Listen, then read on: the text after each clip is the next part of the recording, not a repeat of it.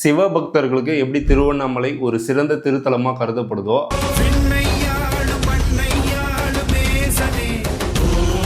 அதே போல முருக பக்தர்களுக்கும் நிறைய கோவில்கள் இருந்தாலும் பழனி அப்படின்றது ஒரு மிகப்பெரிய ஒரு திருத்தலமா வந்து திகழ்கிறது.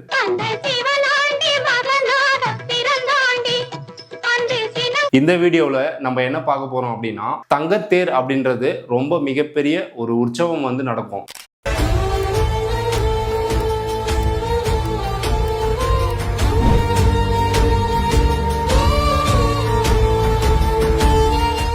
தங்கத்தேர் அப்படின்றது ஆரம்பத்தில் வந்து எங்கே ஃபர்ஸ்ட் உருவாச்சு அப்படின்னு பார்த்தீங்கன்னா, பழனியில் மட்டும்தான் தங்கத்தேர் வந்து முதல்ல உருவானது. பழனியில் முதலாக வந்து தங்கத்தேர் வந்து உருவாகி அதுக்கப்புறம்தான் திருத்தணி, திருச்செந்தூர் அப்படின்ற பல இடங்களில் வந்து தங்கத்தேர் வந்து ஒவ்வொரு முருகர் கோயிலையும் அதை வந்து படம் பிடித்து வந்து இழுக்கிறாங்க. நம்ம வாழ்க்கையில் வந்து நம்ம முருகரை பார்த்தோம் அப்படின்னா கண்ணுலேருந்து தண்ணி வரும். அந்த சாது சுவாமிகள் அப்படின்றவர் அங்கே முருகரை பார்த்துட்டு கீழே இறங்கி வரும்போது அழுதுகிட்டே வருவாராம்.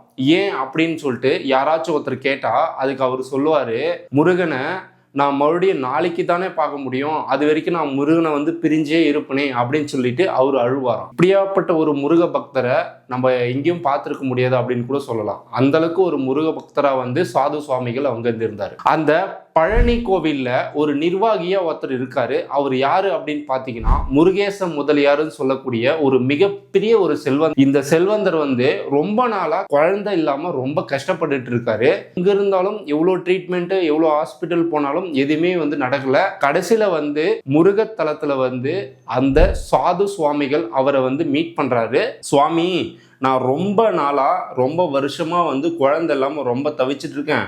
எங்கிட்ட ஏகப்பட்ட செல்வம் இருக்குது. இவ்வளோ செல்வம் இருந்தும் அந்த குழந்தை பாக்கியம் மட்டும் எனக்கு கிடைக்கவே இல்லை. அதுக்கு நான் என்ன பண்ணணும் சுவாமி அப்படின்னு சொல்லிட்டு அந்த சுவாது சுவாமிகள்கிட்ட வந்து கேட்குறாரு. அதுக்கு அந்த சுவாது சுவாமிகள் சொல்கிறாரு, நீ முருகருக்கு வந்து பால அபிஷேகம் பண்ணு. அந்த பால அபிஷேகம் எப்படி இருக்கணும் அப்படின்னு பார்த்தீங்கன்னா, அந்த மலையே வழிந்தோடுற அளவுக்கு அந்த அளவுக்கு உன்னால பாலாபிஷேகம் பண்ண முடியுமா அப்படின்னு கேட்குறாரு. அந்த முருகேச முதலியார் கண்டிப்பா என்னால பண்ண முடியும்னு சொல்லிட்டு அவர் என்ன பண்றாரு, ஒவ்வொரு சின்ன டீ கடைக்கு கூட ஒரு சின்ன பால் கூட போகாம மொத்த பாலையும் அவரே என்ன பண்றாரு, மொத்தமா கொள்முதல் பண்ணி அந்த மலையே அப்படியே ஒரு அபிஷேகத்துல மூழ்கிற மாதிரி அந்த அளவுக்கு ஒரு மிகப்பெரிய ஒரு பாலாபிஷேகம் பண்றாரு. நம்ம இங்கிருந்து அங்க பார்க்கணும் அப்படின்னா அந்த மலை ஃபுல்லா வெள்ளையா ஒரு காட்சி தரும். அந்த மாதிரி ஒரு பாலாபிஷேகம் பண்றாரு. சில நாட்கள் வந்து கடந்து போகுது. அதுக்கப்புறம் அவர் என்ன பண்றாரு, மகிழ்ச்சியா வந்து மீண்டும் வந்து சாது சுவாமிகளை மீட் பண்றாரு. அப்ப சாது சுவாமிகள்கிட்ட வந்து சொல்றாரு, சுவாமி, நான் பழனி முருகனை சாதாரணமா நினைச்சேன். நான் ஒரு குழந்தை கேட்டேன், அவன் எனக்கு 2 குழந்தையா கொடுத்துட்டான்.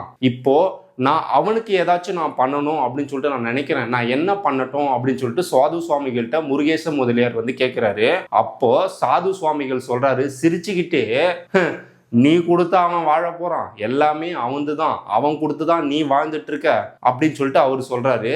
இருந்தாலும் உன்னுடைய மனசு திருப்திக்காக உங்ககிட்ட தான் ஏகப்பட்ட செல்வம் இருக்குன்னு சொல்ற இல்ல, நீ வந்து என்ன பண்ற அப்படின்னா ஒரு தங்கத்தேர் வந்து உருவாக்கி பழனி முருகனுக்கு வந்து காணிக்கையா கொடு அப்படின்னு சொல்லிட்டு சொல்றாரு. அன்றிலிருந்து அவர் என்ன பண்றாரு, முருகேச முதலியார் ஒரு தங்கத்தேர் வந்து உருவாக்குனாரு. அந்த தங்கத்தேரை வந்து இன்று வரையும் பழனியில் வந்து தங்கரதம் இழுக்கப்படுகிறது. இது வந்து ஃபெஸ்டிவல் டைம்ல ரொம்ப ஃபேமஸ்னு கூட சொல்லலாம். அந்த தங்கத்தேர் வந்து யாரெல்லாம் இழுக்கிறாங்களோ அவங்களுக்கெல்லாம் குழந்தை பாக்கியம் இல்லாதவங்களுக்கு குழந்தை பாக்கியம் கிடைக்கும். அந்த முருகப்பெருமான் அருள் புரிவான் அப்படின்றது இன்றைக்கும் அசைக்க முடியாத ஒரு நம்பிக்கையா தான் இருந்துட்டு வருகிறது. இந்த தங்கத்தேரை வந்து நம்ம இழுக்கணும் அப்படின்னா அந்த தேவஸ்தானத்துல வந்து ஒரு குறிப்பிட்ட தொகை வந்து கட்ட சொல்லுவாங்க. அந்த குறிப்பிட்ட தொகை வந்து நம்ம கட்டிக்கிட்டு அந்த குடும்பத்திலிருந்து ஒரு 2 பேர் என்ன பண்ணலாம், அந்த வடம் பிடித்து அந்த தங்கத்தேரை வந்து இழுக்கலாம்.